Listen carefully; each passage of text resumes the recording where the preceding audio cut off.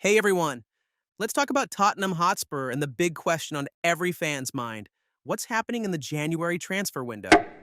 Now, we all know the Spurs have been having a tough time this season. Injuries have hit them hard. Players like Christian Romero, Mickey Van de Ven, and Ben Davies have been sidelined for weeks. Guglielmo Vicario, their first choice goalkeeper, is also out, and Richarlison, along with Wilson Odobert, is still recovering. The squad is stretched so thin that Postecoglou's had to rely on academy players just to fill the bench in some For games. freedom. Ange Postecoglou has Abraham been Lincoln. pretty clear. Tottenham Yours need very reinforcements. sincerely He respected. said, "We're working George hard C. to Marshall, strengthen, General, especially Chief in of Staff. attack and defense." January isn't easy, but we're looking at what's possible. Spurs have been leaning heavily on Son Heung-min, Dominic Solanke, and Brennan Johnson. But they can't keep doing that forever. Richarlison hasn't been reliable due to injuries and form, so a backup striker is high on the list. There's been talk about Marcus Rashford coming over from Manchester United. But let's be real, that seems unlikely. He's 27, he's expensive, £325,000 per week, and he plays in positions where Spurs already have options like Son and Odobert.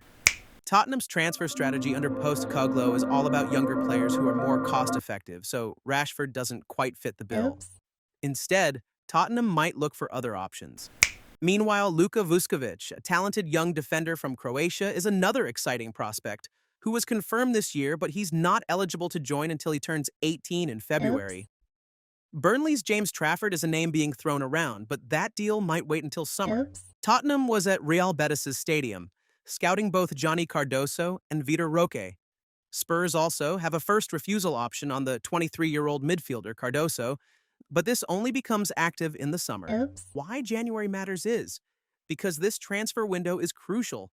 Spurs are still alive in the League Cup reaching semifinals, and then there is Europa League, where they are considered to be favorites to win. But to do that, they need a stronger squad. Tottenham's finances are solid. They've got one of the best stadiums in the world and a huge revenue stream, so they can afford to make a big move if the right player comes along. Now, don't expect Spurs to go crazy in January. Postecoglou has said they'll be smart and disciplined with their choices. They're focusing on players who can not only help now, but also fit the club's long-term vision. So, to sum it up, Tottenham are looking to bring in reinforcements in January, especially in attack and defense. It's going to be a tricky window, but the club seems determined to get the deals they need to push forward in the second half of the season. What do you think Spurs should do?